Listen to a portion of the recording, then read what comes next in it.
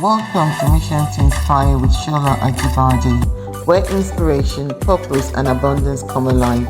Together, we'll empower lasting change, helping you step boldly into your greatest potential.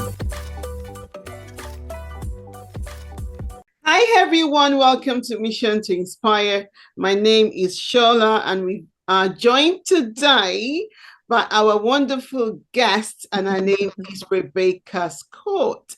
Hi, Rebekah. How are you? Good. Thank you for having me on today. This will be fun. It's going to be fun. I can assure you that. You can't be on my show and not have some fun. Absolutely.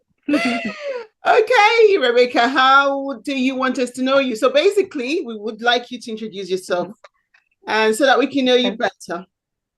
Okay. My name is Rebekah Scott, and I'm from South Dakota. And I have a very thick accent, so I'm told. I don't know I have it, but everyone tells me it's super thick. And I talk really fast, but I think I'm among friends, so you'll just have to keep up. But we live in South Dakota, and we farm and ranch. We're in the middle of summer mode right now. So the fact that the house is somewhat quiet, there is one dog in here, is just unbelievable. Because normally I have 4 kids, and in the summertime, there's four-wheelers and dirt bikes and screens and pools and all of that. So are you ready to unlock a life of abundance, wealth, and purpose?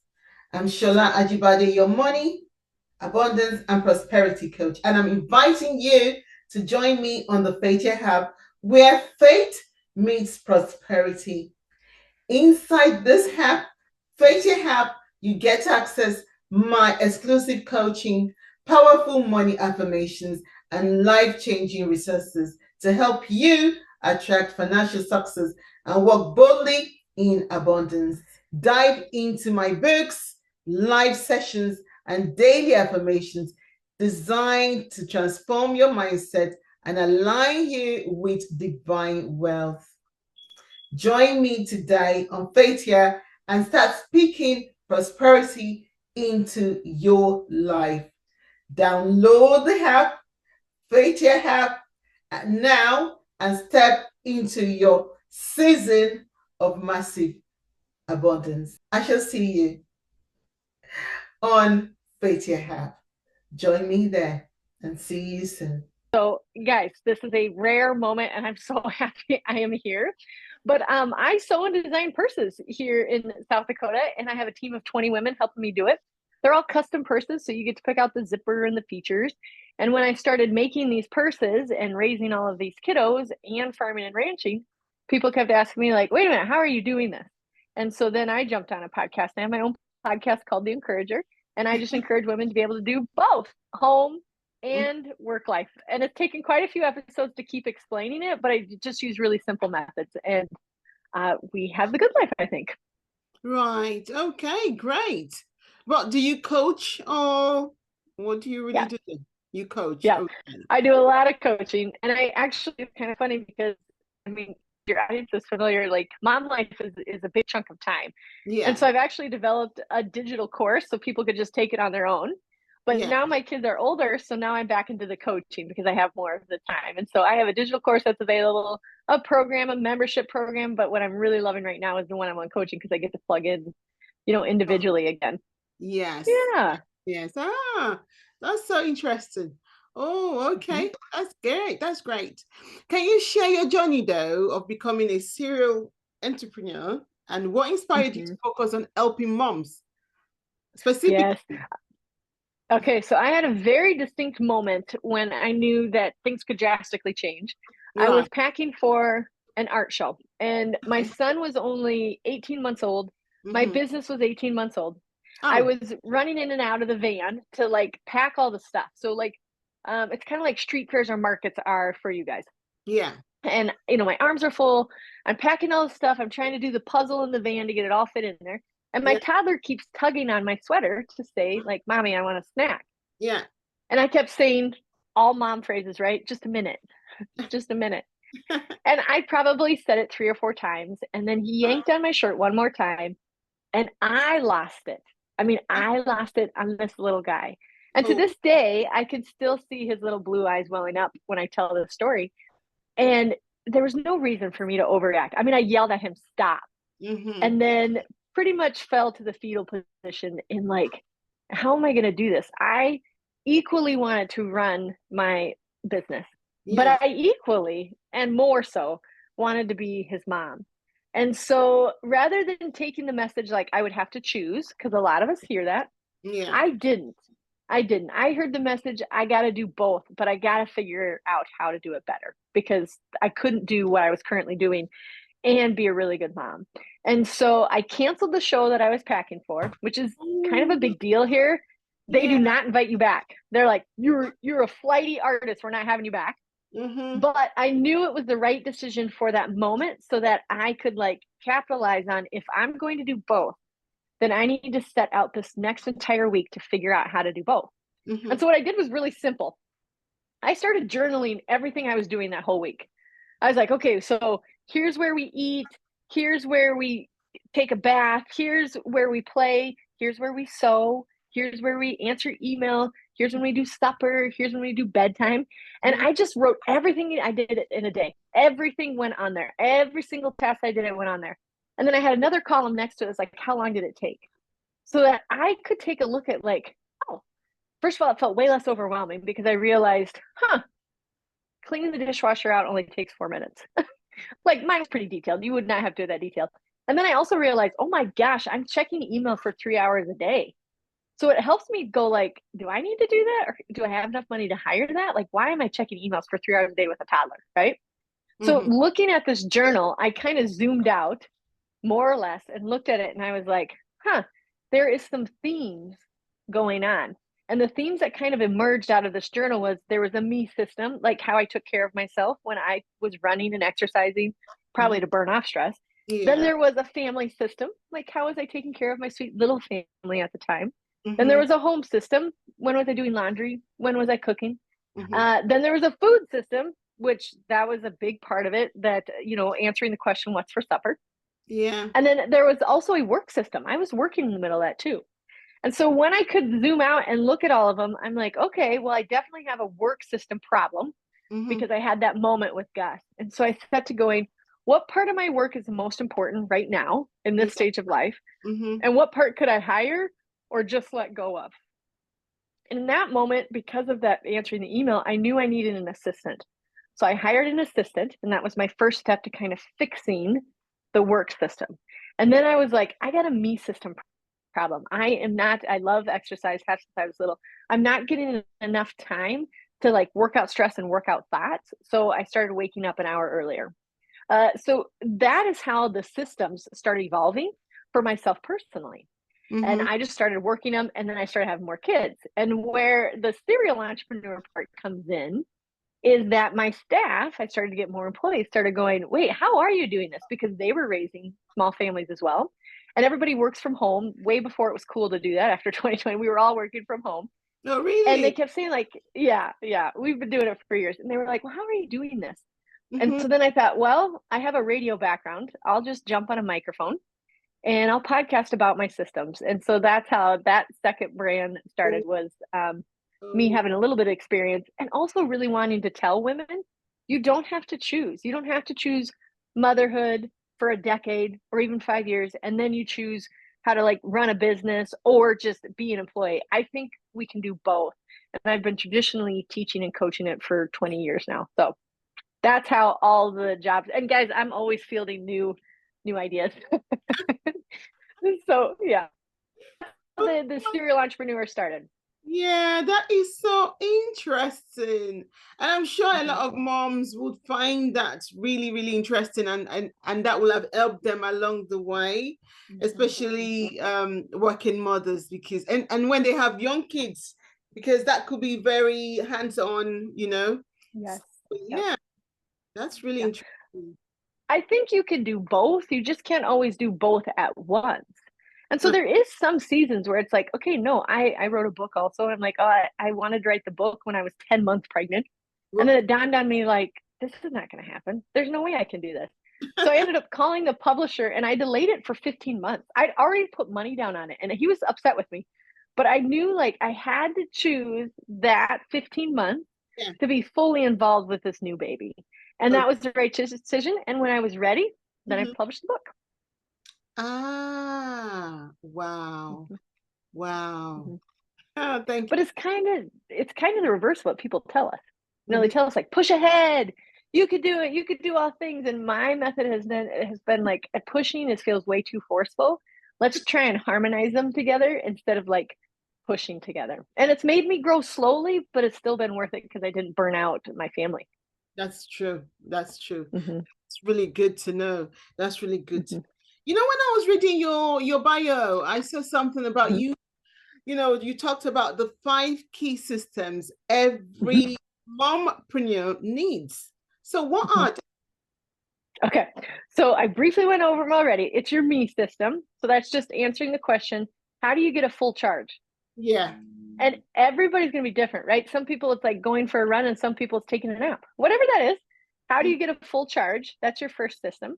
Mm-hmm. Then, and these aren't necessarily in order, but they could be if you wanted to. The second system is your food system, answering the question, what's for supper? Especially as a mompreneur, you spend a lot of time during the middle of the day going, what's for supper?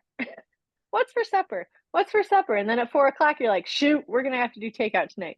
So we talk about your food system and how to line that up for your family. And by the way, if takeout is your jam, that's fine. We just teach you to make a decision very early in the day about what it's going to be. Then here's our home system. And that's like, how are you creating a sanctuary for your home, even if you work from home? What does it look like to have systems that work for you in your home and create a working space and a play space and a food space and how you do the laundry and boring things like that? And then there's your work system. That's answering the questions who, what, when, where, and why. Why are you doing the work? Who do you need to help you do the work? When are you working? You're not working all the time. You shouldn't work all the time, right? We can't do it 24/7. Or, guys, big controversial thing. I don't think you can work just during nap time. I think it's possible to do more. Okay. And then also your family system. And that's asking yourself, like, am I living the legacy Mm-hmm. that I also want to leave behind? Because we can always say, like, the legacy I want to leave behind is this, but Yeah. are you actually currently living the life that would equal what you're trying to leave behind? And if those are incongruent, then let's work on making sure that you actually are living it also. Mm-hmm. Mm-hmm. Mhm. Wow. And that actually can transform moms' lives if they can follow that system and journalize. Mhm. Yeah, because this is kids or no kids. This works for guys. I think we all operate in these 5 systems. Each one of them looks different for each one of us, right? But Yeah. we all have those things. We're like, actually, I do Yeah. things Mm. for my life. Mhm. Okay. Yeah. Yeah. Oh, that's true. So it's for both men and Mhm. women, Yeah, basically. yeah. Okay. Will it I work mean, I for would people as well? Or will it just be for those with kids? no. I think it works for anyone. I think you don't have to have kids to be able to operate these systems. Mhm. I do. So a lot of the examples that I give obviously involve my family, but no, I don't think you have to have kids to keep working these systems or be a female. I think the females are better at it, but you don't have to be a female. Okay. Right. Okay. Okay. Oh my God. So many believe that achieving work-life harmony requires waking up at 4 a.m. or working late into the night. So your strategies, how does it actually differ from this hustle culture? Okay. Um, so I do run. I tell you guys this so that you're like, wait a minute, how is she doing this? I have 4 kiddos. We farm and ranch, and I have 3 brands, and I have 20 people on my team. So that seems like a lot. So you'd be like, that gal, she wakes up at 4 a.m. and she works to midnight. I don't. I don't. I go to sleep at 10 and I wake up at 5:15. I have very good sleep. So saying that, here's what I believe. Mm-hmm. If you combine these systems together and you work them harmoniously, there is no reason why you should be working the 70-hour weeks, because you will realize, let's say when you take your work system and you're like, Becca, I'm in a launch period. I'm writing a book, so it's going to have to require more hours. That's okay. Communicate that to yourself, your spouse, and or your family. Like, hey, this time of year, this next 6 weeks, I'm going to be working 70-hour weeks. How are we going to do this together?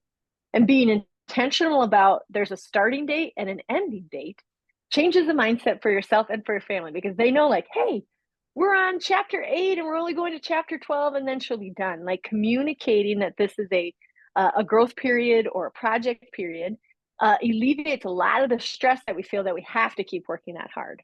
And it also reminds yourself, like, there's an end date. I cannot keep up at this pace. I did say I would do this for 6 weeks.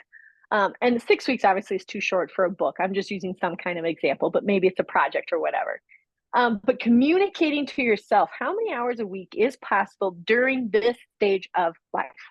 In the beginning, there's no way I was working 40 hours a week with 4 tiny kids. That I couldn't do that. But I was working a solid 30, and I had a nanny that came in the afternoon that made that possible. But I wouldn't have known to do that if I hadn't evaluated what is the most important work I can do right now that'll have the most impact that won't ruin my family. And at that time, I just knew it would be sewing. So that's when I was just doing a lot of sewing, and anything that was outside of sewing, like ordering supplies, putting together the staff agenda, that was going to be my assistant.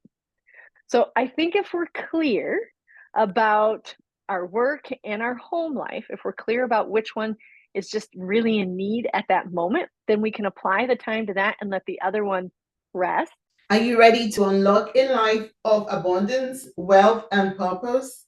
I'm Shola Ajibad, your money, abundance, and prosperity coach, and I'm inviting you to join me on the Faith Hub, where faith meets prosperity. Inside this hub, Faith Hub, you get to access my exclusive coaching, powerful money affirmations, and life-changing resources to help you attract financial success and walk boldly in abundance. Dive into my books, live sessions, and daily affirmations designed to transform your mindset and align you with divine wealth. Join me today on Faith Here and start speaking prosperity into your life. Download the app, Faith Here app, now, and step into your season of massive abundance. I shall see you on Faith Here app. Join me there and see you soon. If you will, while you work through those problems. So, for example, let's say you have a newborn, or let's say a health crisis in your home. And you're like, oh my gosh, how am I going to continue to do my work? Well, you're not going to continue to do your work at the level you are currently at. Yeah. But zoom out and think through, what is the most important thing I can do for the work to still sustain it, but pour more attention to the health crisis or possibly the newborn or whatever it is. Then you're giving yourself permission to be like, nope, this home system is going to be a little bit weightier right now.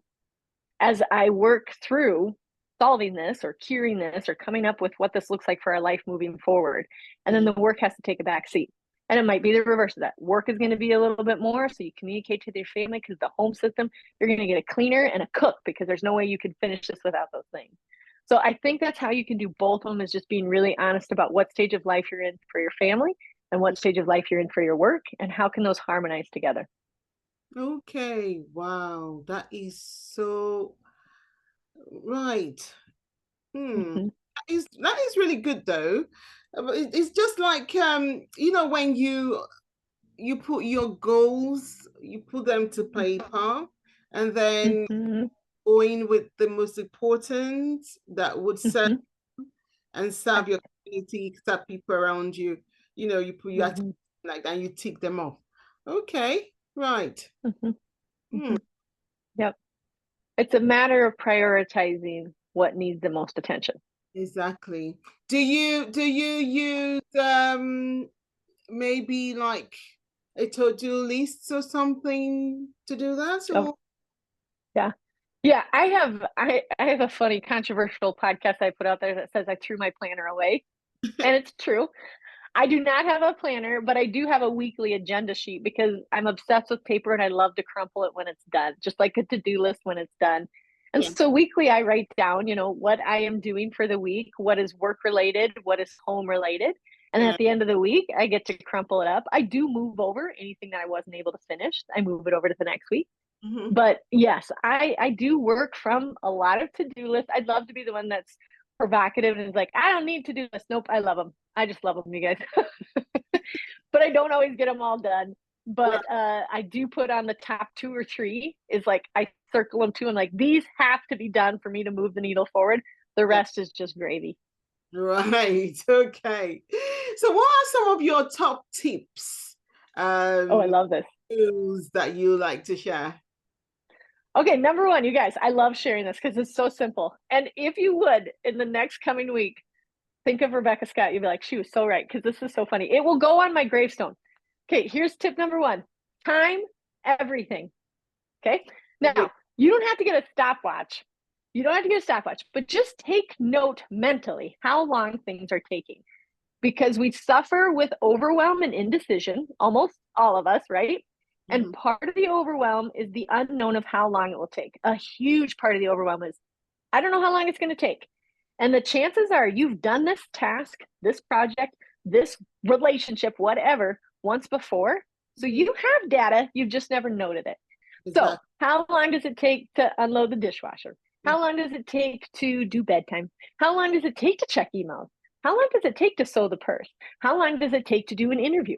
How long does it take to write a podcast? And when you start writing down, and don't lie, the worst thing you can do about this is lie. Do not lie about the time.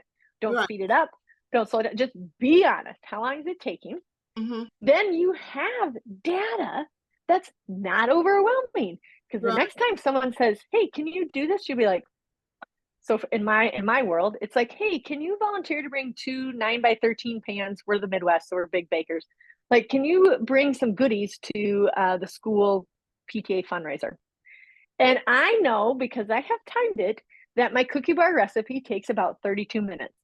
So rather than being overwhelmed by the request, I want to help my school. I love my kiddos and their school. I'm like, you know what? I can do that. I can bring a pan of bars because I know I have 30 minutes of time that I can make them in. And then they ask like, hey, can you also volunteer for 6 hours? Nope. I know I do not have that, but I do have the 30 minutes. And I know I can say yes confidently and with joy because I've timed it. So time all the things that you're doing. Again, don't lie about it. And then you'll feel way less overwhelmed when you go to do them the next time because you have an approximate time. Because if you have 10 to 15 minutes and you're like, I don't know how long this takes, we just scroll our phones and we waste a lot of time when we could do small tasks that will give us a lot of relief later. That is so true. That is so true. You know, because we don't actually put things on paper. We don't actually pin things down for a particular time of the day. So like prioritizing. And we waste time, like you said, on our phone, on social media. And there, you've been on that social media 2 hours, 3 hours, not realizing how much time you're spending scrolling when we could have done something more important. Yep. Yeah. Wow. And honestly, it's okay too if you have that 10 to 15 minutes and you're like, I'm going to scroll social media. You will get to that phase when you have timed things well enough to know, like, I got a break because you just killed it. And the other things that you were able to tackle, because again, you were prioritizing it and you knew how long it would take. Exactly. And also it helps you know, like, I am not doing this again. If this task takes me 2 hours, I am hiring somebody for it, whether that's the cleaning lady or an assistant. But it's just a very good, less overwhelmed and more productive time when you've timed it. Exactly. And I think as entrepreneurs, we should be spending time more on tasks that would generate money, generate income. Yes, absolutely. Yeah. And my second tip is that you just need to 1% everything. 1%. Now, this was not my concept, but just 1%, one teeny tiny percent. So let's say you have a big dream or even a small dream, and you're like, I can't even admit it out loud. I'm not gonna admit it. But you can pursue it at just 1%, no matter if you have a newborn, if you have a senior, if you have critical issues in your family, you can do anything at 1%, correct? Like, you can Google search, you can make the phone call, you can make the appointment, you can text, you can email, you can do anything at 1%. And what happens is you accomplish that 1% and you're like, I know what the next step is already. So then it's maybe 2% and 3%. all of my large ideas, and I have 3 brands, have started with just 1%. Like, I think I'm going to buy a microphone. Now I think I'm going to write a podcast. They were all done at 1% increments because I am running a lot of different roles that are important to me. And so when anybody says, I'm really stressed, I have this big dream, or sometimes they're just small dreams. I'm like, 1%, you know what else is a really funny one that someone told me? I'm like, that is hilarious. They're 1%, they'd always wanted to get a gym membership, but they didn't know where they would fit it in their busy schedule. So all they did for 1 week is they bought the gym membership. That's 1%. And then they would drive to the gym, but not go into the gym. Wow. That's funny. And then, so they got in the habit of like, oh, wait, I could put this. And then eventually they're going to the gym. But even just driving to the gym and not going in, that was their 1%. I thought that was funny. Actually, that is so funny. What's the essence of going to the gym if you're not going to go in the gym? I know, but they were practicing what it would look like and how they would pursue it, and they only had to do 1% of it. So that was their version of 1%. That was the first step. Okay, I get it. I get Yeah. it. If you can push yourself to do 1%, then you can go up Yes. to 10%. Yeah. And especially in a state of exhaustion in motherhood. And you're like, I can't even possibly think. I'm pretty sure you can think of 1% effort. It's just maybe just writing the to-do list. That is just 1%. It might even just one prompt, like tomorrow, I'm going to Google this. It's just 1% effort. You'll be surprised how it starts ushering in bigger percentages. Wow. Mm-hmm. So what about balancing family and business? You know, it can be very overwhelming. What advice do you have for mothers, especially who may be at the verge of burnt out? Yeah. Well, I would say, first of all, give yourself a hug, because there are definite phases. And my oldest is 17, to give you perspective on parenting. There are definite phases that are more stressful than others. But I would zoom out and take a look at which system is most broke. Are you most stressed out and overwhelmed by your work system? I want you to start with that one. Start answering the questions: who, what, when, where, and why, and discover which one of those. Like, have you lost your why? It's like you don't want to do it anymore. That's okay. Or let's say you're overwhelmed and you're burnt out, and it's actually because you haven't gotten yourself well. So maybe it's therapy, maybe it's a walk at night, maybe it's a bubble bath. Like, maybe the me system, how you take care of yourself, is the most broke. And what really comes up a lot for me in the coaching, people's food systems are broke. And I'm not talking about health and nutrition. I'm just talking about, they're like, I'm so burnt out of cooking all the time, or not cooking. They feel guilty for whatever version they have. And so let's just zoom in and take a look at your food system, and let's just get that one fixed.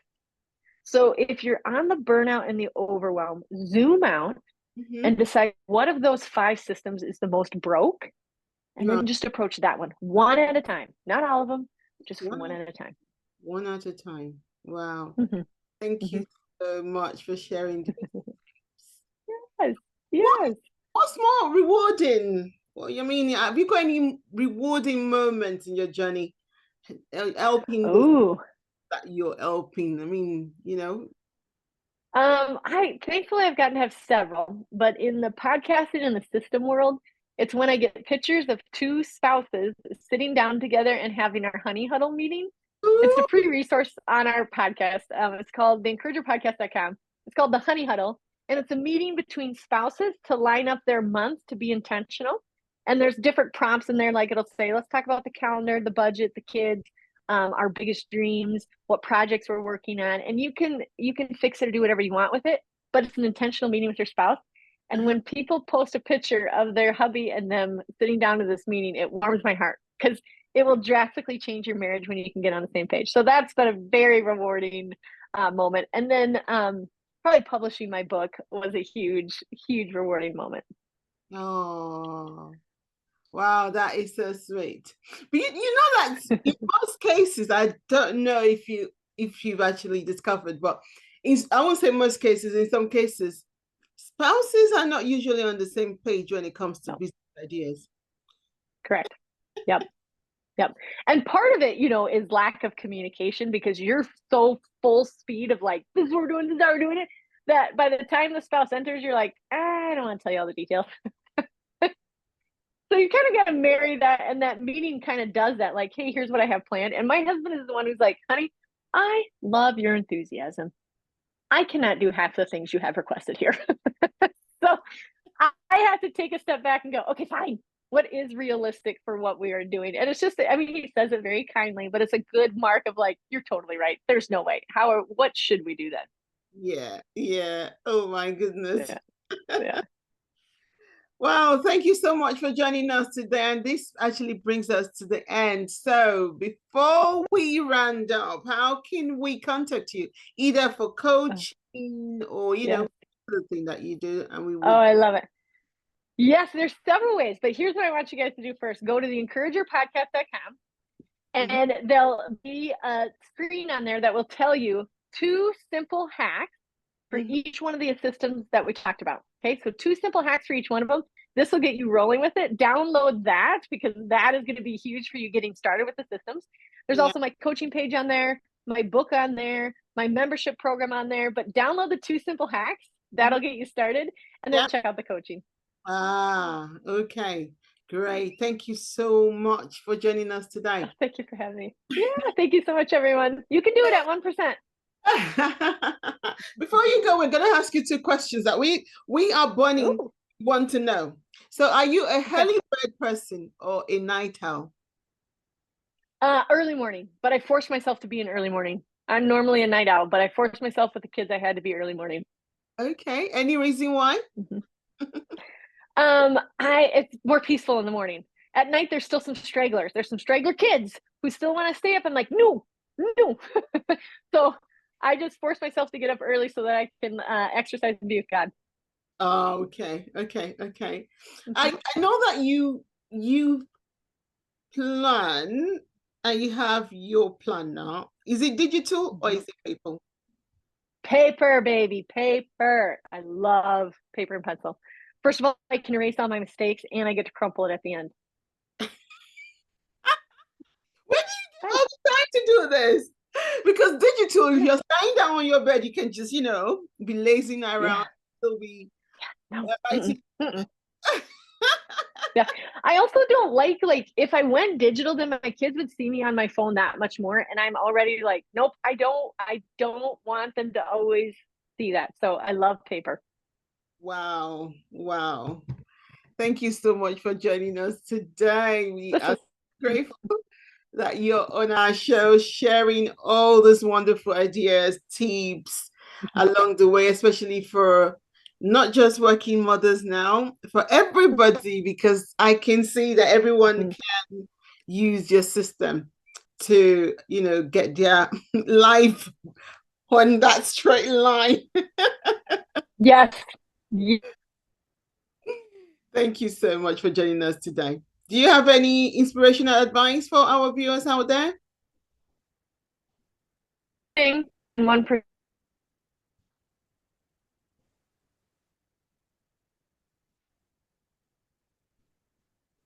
Okay. Yeah. Do you have any inspirational advice for our viewers out there? I would say remember that you need to 1% things. You can always keep the ball rolling at 1%. Yeah. At a time everything so you feel less overwhelmed. And time everything so you feel less overwhelmed. Okay. Yep. Wow. I've actually learned so much from you today. Good. I have to admit it. So I don't time myself in most cases, but I've only just started timing myself. I'm not doing it diligently. So I know that I have to do that more now to be more effective in what I do. Oh my goodness. Thank you so much. Thank you for coming on our show. Thank you. Yes, thank you for having me. You're welcome. So until next time, it's Shola and Rebekah on mission to inspire. And we hope that we've really inspired you guys today. Thank you so much. And don't forget, try to connect with Rebekah. I'll share all our contacts in the show notes. So thank you, everyone. Bye. Thank you. That if we pay attention, it is continuously teaching us. Continuously teaching us compassion. Yeah, compassion. Are you you ready to unlock a life of abundance, wealth, and purpose? I'm Shola Ajibad, your money, abundance, and prosperity coach, and I'm inviting you to join me on the Faith Hub, where faith meets prosperity. Inside this hub, Faith Hub, you get to access my exclusive coaching, powerful money affirmations, and life-changing resources to help you attract financial success and walk boldly in abundance. Dive into my books, live sessions, and daily affirmations designed to transform your mindset and align you with divine wealth. Join me today on Faith Here and start speaking prosperity into your life. Download the app, Faith Here app, now and step into your season of massive abundance. I shall see you on Faith Here app. Join me there and see you soon.